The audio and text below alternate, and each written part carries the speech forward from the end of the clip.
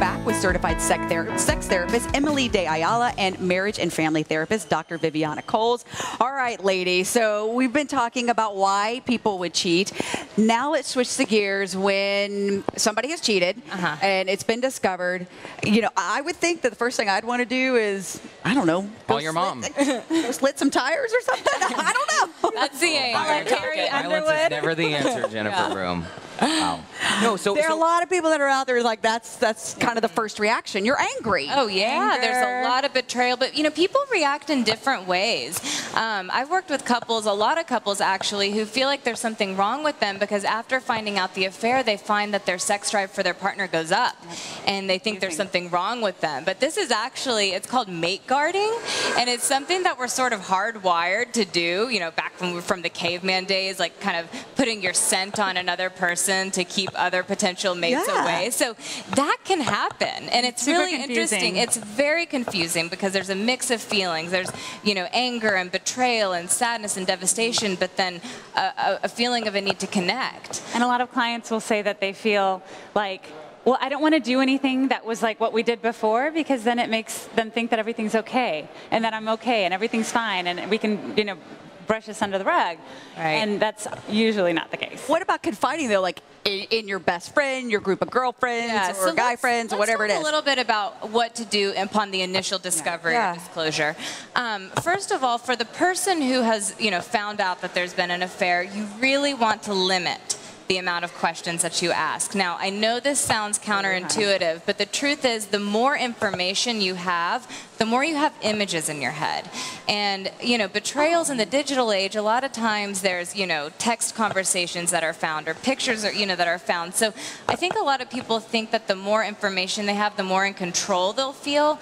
But the reverse happens. Right. What they do is traumatize themselves. And the movie plays and replays over and over and over again. And as you get more information, which I think is because people really want to feel like they're not outside of the loop again. You had this connection with this person that was outside of us, and I'm not okay with that. So if I get all of the information almost as if I was there, then I'm no longer the one that's being duped. I'm no longer the one that's being betrayed. I know everything that happened. But wait a minute. I mean, is that the case for everybody? Because, I mean, I've been cheated on. I think a lot of us have. And I always prefer to know exactly what happened, because if I don't know what happened, then my mind just automatically goes to the worst place. I know. So you need to know facts, not details. There's a difference. I do think you have a right to know who the person is, when it started, how long it went on, you know, how much time were they spending with this person away from the family, how much money were they spending on this person. Those pieces of information you do need to know. You don't need to know what kinds of things they did in bed or what a good kisser he was or which restaurants they went to. Those little details put too much information. Oh, but I would still want to know. What if it truly was, though, truly a one-night stand? On a business trip, This wherever. is a tough one because obviously you don't want to jeopardize, we were talking about health, we don't want to jeopardize somebody else's health, so it would be very important that you encourage your partner just to do your annual checkups together and that sort of thing.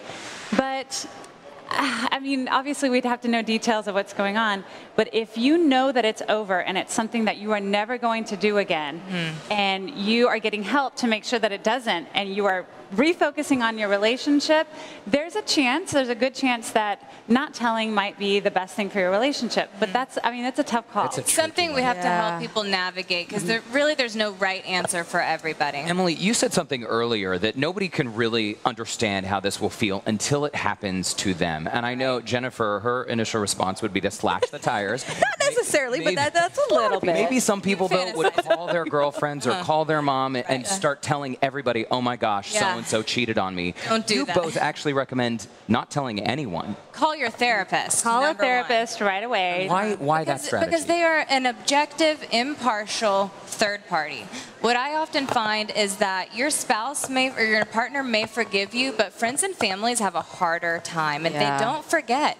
And it can really change the relationship dynamic between your partner and them for the long haul. Because you now have an expectation from others about how you're supposed to be dealing with this. They might have had their own experiences, and they're like, oh, no, you have to do it this way, you have to do it that way, when the two of you have decided to go a different route. A therapist will help you work through what's going to work best for you and your relationship relationship, not what your mom did or your cousin did or what they want you to do. You know, this is a great point because if the two of you stay in the relationship and you move on and get past Build it, trust at back. holidays, when grandma comes by and she knows that someone cheated, that's going to create an awkward dynamic. Right. Ladies, we got to leave it there, unfortunately. You can come out on the other end. Yes. You really and can. most, I want to most leave people with relationships that do. message. Yeah. 70% of relationships post-infidelity come out they on top. do, and they come out stronger, healthier, happier, so it can be done. That's some Yeah, I good wanna leave people with positive some note hope. to leave it on. For more information on anything that we've discussed today, visit revivetherapy.com for Emily and for Viviana, texasrelationshiptherapy.com. Thank you, Emily and Viviana, for joining us. It's Thank you, always guys. interesting when they're here. It is. Great discussion, ladies.